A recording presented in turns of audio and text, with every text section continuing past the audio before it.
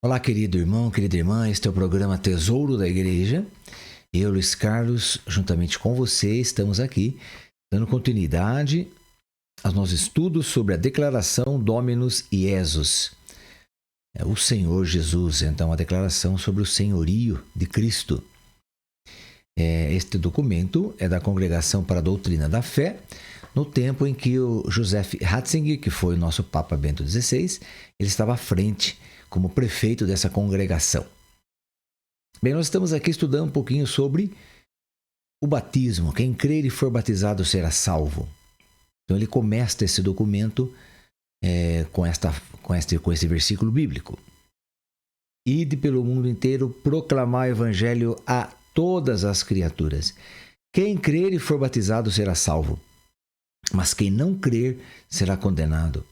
Bem, nós já vimos então o que significa ser batizado e o que significa esse crer. No batismo, é claro, então, nós somos aí beneficiados por aquele ato de Cristo na cruz, a sua morte, e que deste ato único deriva, então, dois processos, o processo de redenção e de remissão. E nós somos beneficiados com esses processos de redenção e remissão no nosso batismo, né? Nós somos comprados. Então, a redenção é a compra que Jesus faz de cada um de nós, como nós já estudamos aqui esses dias. Então, ele nos compra, isso é redenção. E remissão, ele nos perdoa todos os nossos pecados, ok? Inclusive, claro, pecado original, não é verdade? Nesse sentido aí. Então, quem crer e for batizado será salvo, mas quem não crer será condenado. Então, o que é crer? Como nós vimos até o nosso último programa, crer é você assumir a identidade de Cristo. É você assumir o Cristo total. Não adianta nós dizermos, eu creio em Jesus Cristo. Vimos aí também que não adianta nada, né? Só dizer crer em Jesus Cristo não vai significar nada. Então, o crer que a Bíblia quer dizer é você assumir Jesus Cristo na sua vida. A pessoa de Cristo. Assim como ele assumiu a nossa personalidade, a nossa identidade pecadora, agora nós vamos assumir a identidade de Jesus Cristo. Isso é crer. Aí ele continua dizendo, como está em Mateus 28, 18 a 20. Mateus 28, 18 a 20. Toda a autoridade me foi dada no céu e sobre a terra. E depois, de todas as nações, fazei discípulos, batizando-as em nome do Pai e do Filho e do Espírito Santo, ensinando-as a guardar tudo quanto vos ordenei. Quanto a mim, eis que estou convosco todos os dias, até a consumação dos tempos. Bem, então, essa palavra está em Mateus 28, 18 a 20. Ele fala, toda a autoridade foi me dada no céu e sobre a terra. Bem, essa autoridade, já Isaías, que é o profeta messiânico, essa autoridade ele já falava sobre a autoridade desta pessoa que viria, que é o Messias. Deixa aqui, tomar aqui a Sagrada Escritura para mostrar aqui para vocês. Então, vamos lá. Isaías, então, no capítulo 9,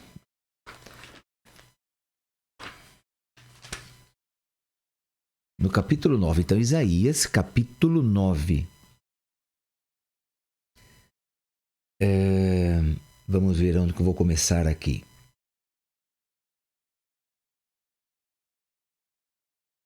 Versículo 4. Porque todo calçado que se traz na batalha e todo manto manchado de sangue serão lançados ao fogo e tornar-se-ão presa das chamas. Por quê?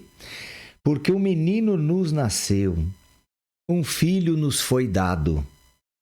A soberania repousa sobre seus ombros.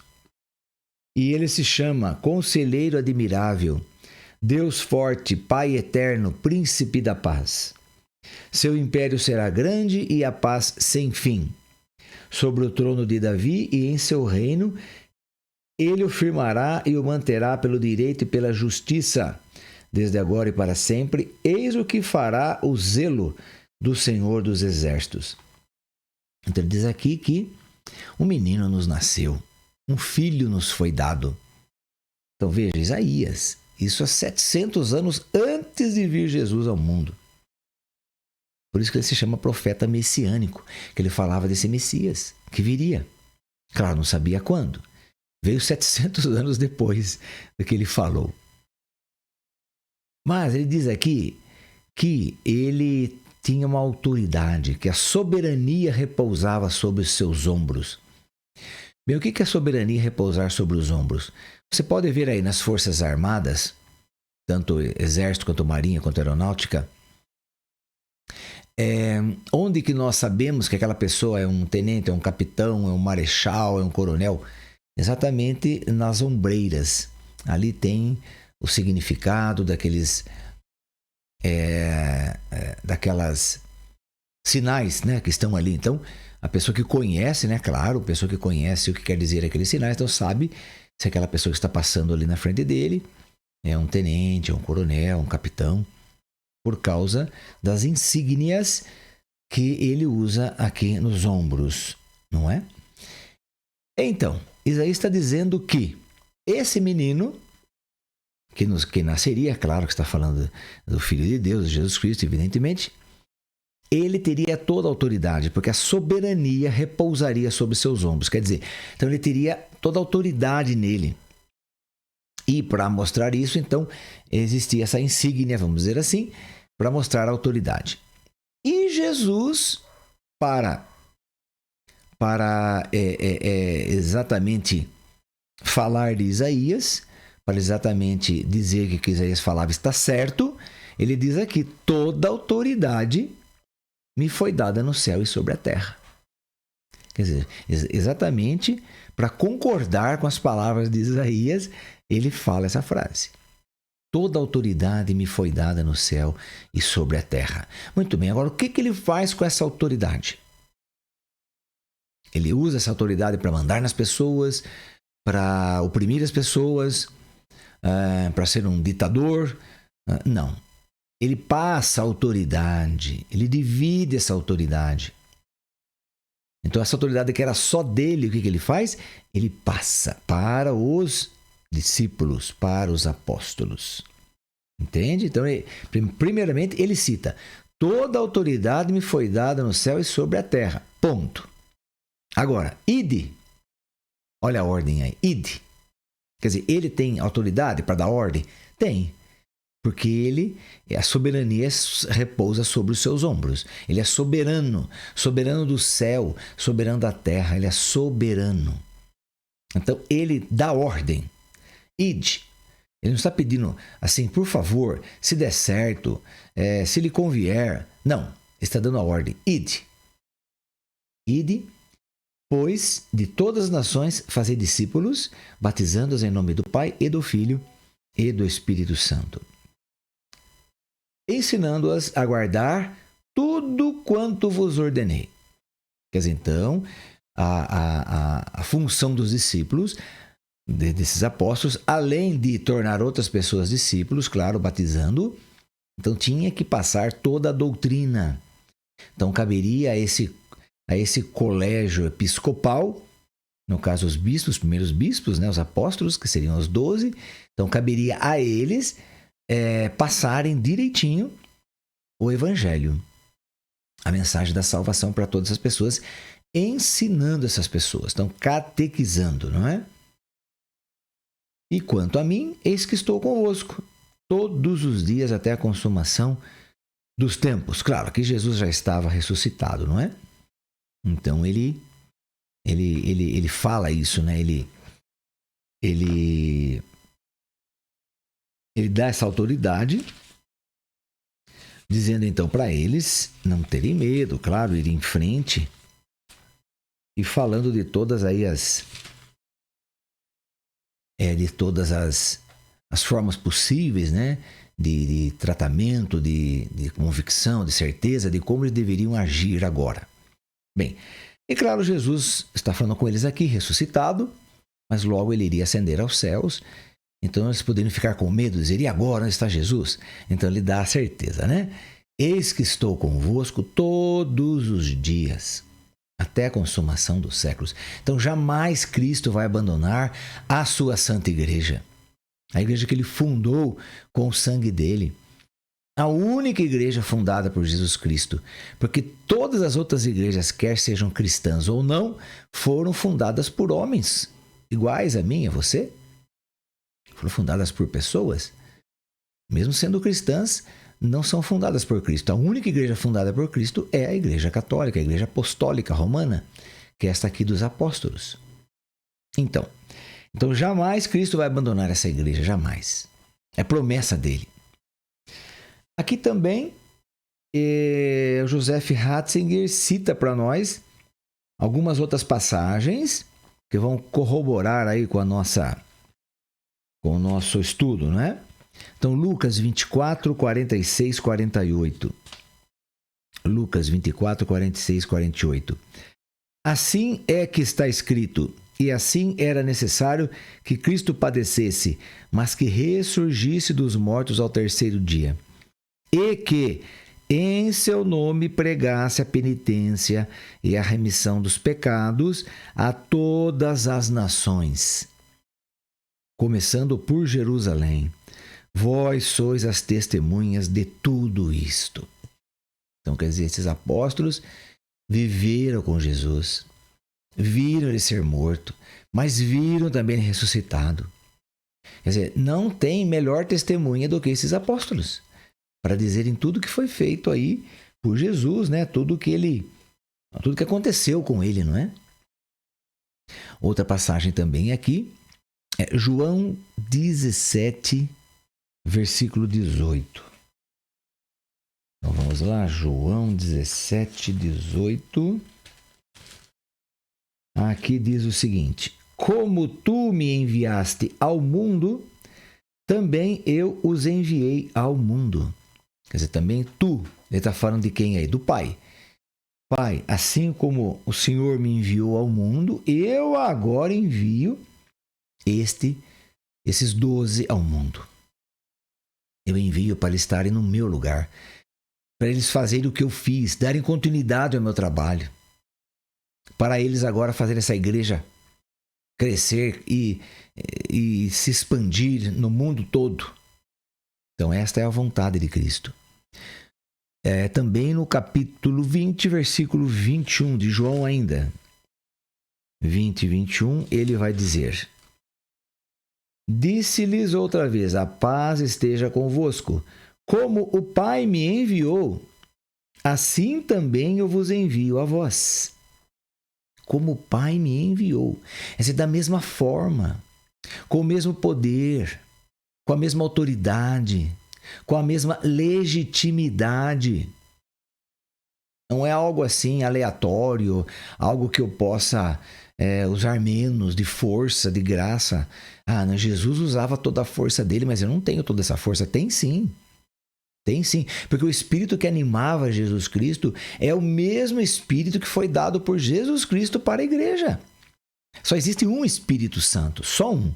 E esse Espírito Santo que estava com Jesus é o mesmo que está na igreja. E digo mais, e com o mesmo poder, e com a mesma autoridade, e com os dons legítimos da divindade. São dons legítimos, dons maravilhosos, que foram humanizados, né? Porque a segunda pessoa da Santíssima Trindade, que é o Verbo de Deus, é o Filho, se encarnou. Ele se encarnando, ele pôde adaptar os dons, que são dons divinos, adaptar para nós seres humanos. Então, os dons do Espírito Santo, os carismas, os poderes do Espírito Santo foram adaptados por quê? Porque o Filho de Deus se encarnou. Então, aí sim, nós podemos receber agora os dons que eram somente do Pai, do Filho e do Espírito. Agora nós podemos receber sim, por causa da redenção, da remissão de Cristo que ofereceu na cruz por nós. Então, através do batismo, agora essa redenção e remissão acontecem em nossas vidas. E nós, então, estamos aí repletos do Espírito Santo, os seus dons, as suas maravilhas, os seus carismas fantásticos, não é? Para que tudo isso? Para ensoberber o nosso coração? Não. Para nos orgulharmos disso? Não. para usarmos isso para os outros. São dons de serviço, dons de trabalho, dom para fazer o outro ser curado, libertado, evangelizado, perdoado. Então, isso sim que Jesus quer dizer aqui para todos nós. Também ele usa uma palavra de Atos 1, versículo 8. Diz assim: mas descerá sobre vós o Espírito Santo e vos dará força, e sereis minhas testemunhas em Jerusalém, em toda a Judéia e Samaria e até os confins do mundo. Olha que coisa. Mas descerá sobre vós o Espírito Santo e vos dará força. Bom, não sei se você sabe, querido irmão, querido ouvinte da Cantate, sócio evangelizador, enfim.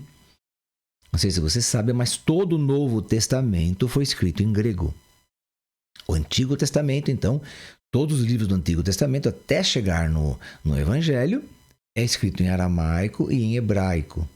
Já o Evangelho, narrado pelos 4 evangelistas, veja que eu estou falando Evangelho no singular, porque não são 4 evangelhos, não. É somente um evangelho com 4 narradores, 4 evangelistas, no caso aí. Mas o evangelho é um só. Então, o evangelho e todo o Atos Apóstolos, todas as cartas de São Paulo, de São João, de São Pedro, tudo foi escrito em grego. Por que estou dizendo isso? Porque essa parte aqui, esse versículo, mas descerá sobre vós o Espírito Santo e vos dará força. E vos dará força. Essa força aqui em grego é chamado dinamis. O que é um dínamo? Não sei se você sabe o que é um dínamo, mas um dínamo é um gerador de força. Um gerador. Por exemplo, eu quando era criança, eu via as pessoas que, como eu sou daqui da cidade de Sorocaba, em Sorocaba, então, existia aí a Sorocabana, que é a linha de trem, não é? Então, existiam muitos homens que trabalhavam nessa Sorocabana, que era pertinho de casa. E eles, então, desciam com suas bicicletas à rua, né? Porque a Sorocabana ficava lá embaixo, beirando o riozinho, né? Então, na parte mais baixa da cidade. E eles desciam com a bicicleta e depois subiam à noite. Mas para subir à noite, já tinha que iluminar. Então, o que acontecia? Eles colocavam na roda traseira um dínamo, um aparelhinho, tamanho de um copo. Esse copo de vidro aí, copo de iogurte, né? Então, o tamanho de um copo. Era essa peça chamada dínamo. E quando eles queriam que acendesse a luz da sua bicicleta, então eles empurravam o dínamo, que estava preso ali na roda, e eles empurravam o dínamo para encostar na roda. Aí ele fazia força com os pedais, não é? E essa roda traseira então ia girando, e o dínamo que estava encostado ali também tem uma parte que rodava, uma rodinha também. Então a roda da bicicleta fazia rodar uma rodinha do dínamo.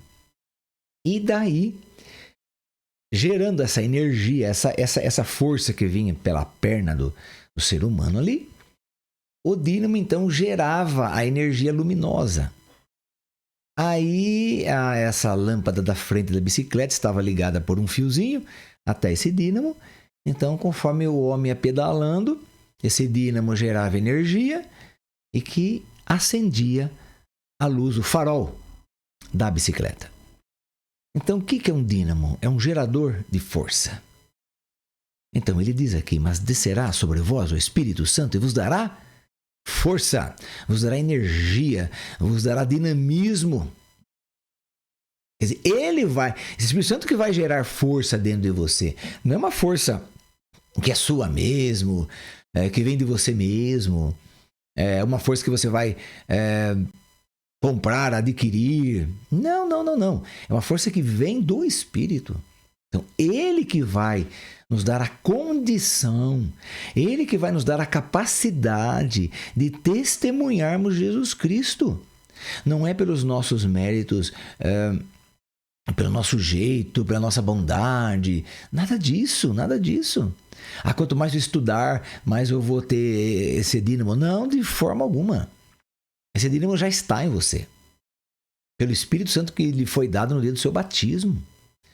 Então, esse dínamo já está aí. E ele quer gerar força. Ele quer gerar energia. Mas se você também não fizer que nem lá o ciclista, empurrar o dínamo para ficar juntinho com a roda e fazer força para pedalar, para gerar energia ali para acender o farol, então se você também não colocar esse dínamo em uso, quer dizer, você também não vai acender nada, você não vai ser luz. Mas quando que eu sou luz? Quando que eu me torno luz para o mundo? Quando que eu ilumino as pessoas? Quando eu me deixo orientar pelo Espírito Santo. Quando é Ele que trabalha em mim as maravilhas dele. Quando Ele faz de mim um discípulo autêntico e eu deixo-me fazer por Ele. Eu deixo-me levar por Ele. Eu abro o meu coração para que Ele venha realizar essas maravilhas através de mim, de eu poder iluminar a vida das pessoas. Não ser trevas, não ser um empecilho, não ser aí uma pedra no sapato de alguém. Pelo contrário, eu devo ser luz, eu devo iluminar. Por isso que eu recebi o batismo, para eu iluminar, para eu ser luz, para levar o Evangelho de Cristo às pessoas. É o que o Senhor quer.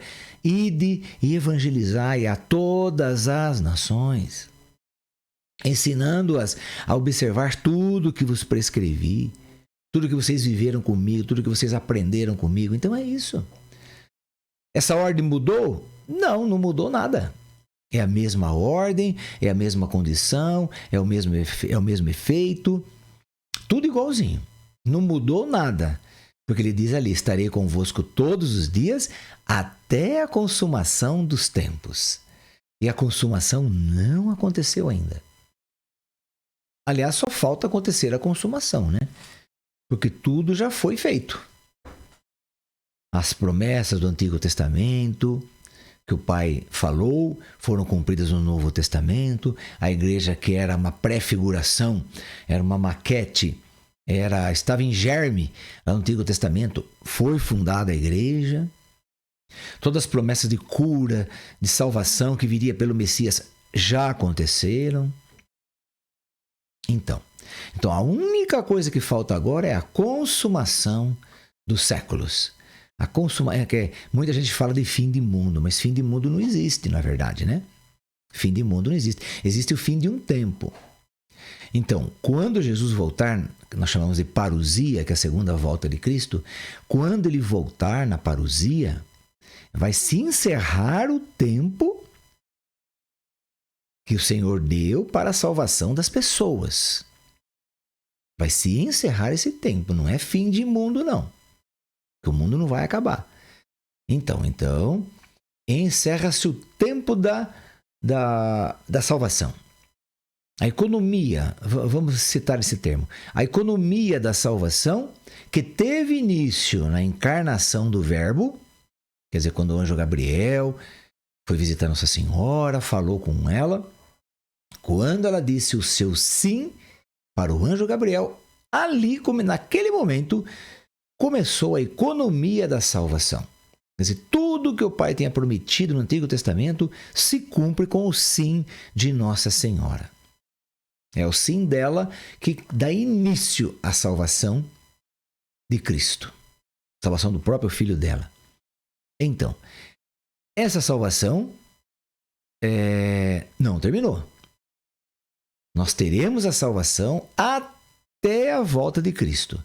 Quando Cristo voltar, acabou-se o tempo da salvação, da redenção, da remissão. Acabou-se o tempo. Acabou-se o tempo do anúncio do Evangelho. Acabou-se o tempo de nós sermos luzes, de nós sermos sal no mundo. Acabou tudo isso. Aí nós vamos viver a eternidade com Cristo nos céus. Sim, aí é outra história, não é? Mas então, a consumação dos séculos ainda não se deu. Se dará na volta de Jesus, que aí sim a igreja atingiu o seu ápice, né? E ela vai então permanecer, claro, a igreja nunca vai ser destituída, mas ela vai permanecer aí com toda a sua grandeza, junto com todos os seus filhos, os seus batizados, os seus discípulos, então a igreja vai permanecer para sempre, porque a igreja é Cristo. E se Cristo vive para sempre, a igreja que é Cristo vai viver para sempre também. Então, isso daí vai acontecer com a chamada consumação, né, dos tempos. É como um casal. Quando que um casamento, um matrimônio, é considerado válido? Quando tenha a consumação. O que é consumação? É o ato sexual do marido e da sua esposa. Quando depois de casados, eles vão para a câmara nupcial, né? Nós chamamos câmara nupcial, mas não é o quarto, né, do casal, evidentemente. E ali eles vão se juntar, sexualmente falando. Então aí teve a consumação do matrimônio. Porque se não houver o ato sexual do casal, o matrimônio não se consumou. Aí é considerado um casamento, um matrimônio nulo. Nulo, entende isso? Então, por isso que a união sexual do casal é muito importante após, então, o sacramento do matrimônio, né? Para que haja consumação daquele casamento, aquele casamento seja considerado válido. Então, assim também, quando Cristo nos vier buscar para estarmos com Ele para todos sempre, quando o noivo vem buscar a noiva, né? Como relata aí no Evangelho, né? Que as virgens saíram 10 virgens e 5 acabou o óleo, tiveram que sair buscar, quando voltou não podia entrar mais, aquela coisa toda. O que quer dizer aquilo? Quer dizer exatamente isso, que nós somos as noivas, eu e você, nós somos as noivas. Temos que estar preparados, porque não sabemos que hora o noivo vem para nos buscar. Agora, se nós relaxarmos, se nós não participarmos dos sacramentos, das santas missas, da palavra de Deus, de mais conhecimento, mais entrega, mais busca de Deus, se nós relaxarmos, o óleo vai acabar. A gente vai sair comprar, aí ele vem e não leva a gente. Então é nesse sentido aí que é a parábola das 10 virgens, ok? Bem, querido irmão, querida irmã, então nós aqui terminamos aqui hoje então essa parte de discípulo, né? De tudo que Jesus falou para os seus discípulos. A partir do nosso próximo programa, então, nós vamos entrar aí na missão universal da igreja e para entendermos um pouquinho mais sobre a nossa missão de evangelizar, ok? Vamos pedir então a Nossa Senhora que reze por nós, interceda por nós para que possamos ser homens e mulheres decididos, firmes por Jesus Cristo. Ave Maria, cheia de graça, o Senhor é convosco. Bendita sois vós entre as mulheres e bendito é o fruto do vosso ventre, Jesus. Santa Maria, Mãe de Deus, rogai por nós, pecadores, agora e na hora da nossa morte. Amém. Que o Senhor nos abençoe, em nome do Pai, do Filho e do Espírito Santo. Amém. É do nosso próximo programa, se Deus quiser.